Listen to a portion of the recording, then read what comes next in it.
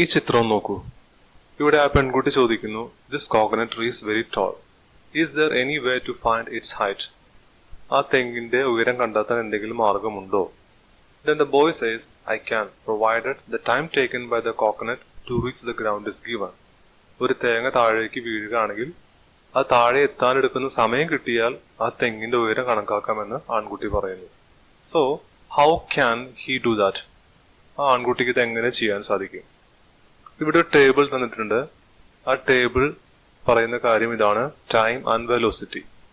അതായത് ഒരു വസ്തു താഴേക്ക് വീഴുമ്പോൾ തുടങ്ങുന്ന സമയത്ത് 0 സെക്കൻഡിൽ അതിന്റെ വെലോസിറ്റി 0 മീറ്റർ പെർ സെക്കൻഡ് ആണ്. 1 സെക്കൻഡ് കഴിയുമ്പോൾ it's velocity is increased to 10 metre per second. Actually it's velocity change 9.8 metre per second ആണെങ്കിലും നമ്മൾ സൗകര്യത്തിന് വേണ്ടി 10 മീറ്റർ പെർ സെക്കൻഡ് ആക്കി എടുക്കുന്നു.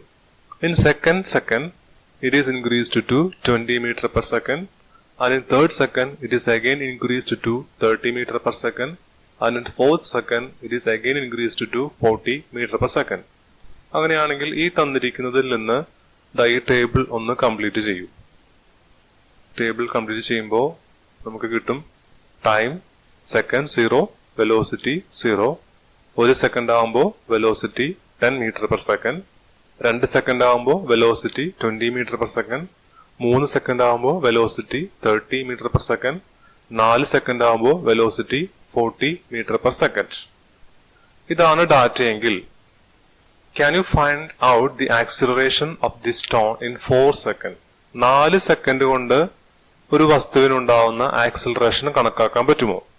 So in the previous year we have studied that acceleration A will be equal to change in velocity by time. So how can we find out change in velocity? Change in velocity is equal to final velocity minus initial velocity, that is v minus u. So we can say it as A is equal to v minus u by t. So if we substitute final velocity 4 second കൊണ്ടുണ്ടാവുന്ന കാര്യം എടുത്തു കഴിഞ്ഞാൽ അവിടുത്തെ final velocity എന്ന് പറയുന്നത് 40 metre per second ആണ്. Initial velocity 0 meter per second ആണ്.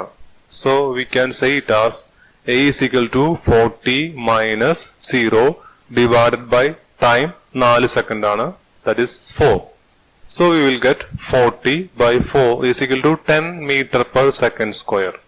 So here the acceleration is 10 meter per second square, means ഓരോ സെക്കൻഡിലും ആ വസ്തുവിനുണ്ടാകുന്ന velocity change 10 metre per second ആണ് എന്നർത്ഥം. അങ്ങനെയാണെങ്കിൽ ഇതിൽ നിന്ന് നമുക്ക് ഫൈനൽ വെലോസിറ്റിക്ക് ഒരു ഇക്വേഷൻ കണ്ടെത്തിക്കൂടെ? That is if A is equal to v minus u by t ആണെങ്കിൽ we can write it as at is equal to v minus u. അങ്ങനെയാണെങ്കിൽ we will get the equation v is equal to u plus at. So this equation v is equal to u plus at is known as first equation of motion. ഒന്നാമത്തെ ചലന സമവാക്യമാണ് v is equal to u plus at. So if v is equal to u plus at, can you find the final velocity of the above experiment? That is, we know that initial velocity u is equal to 0, acceleration A is equal to 10 meter per second square, and time is 4 seconds. Then we can calculate v is equal to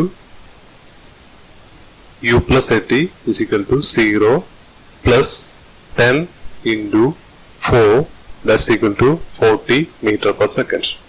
So നമ്മൾ ആദ്യം കണ്ട ഡാറ്റയിൽ നിന്ന് if we know the initial velocity and final velocity and the time, then we can calculate acceleration.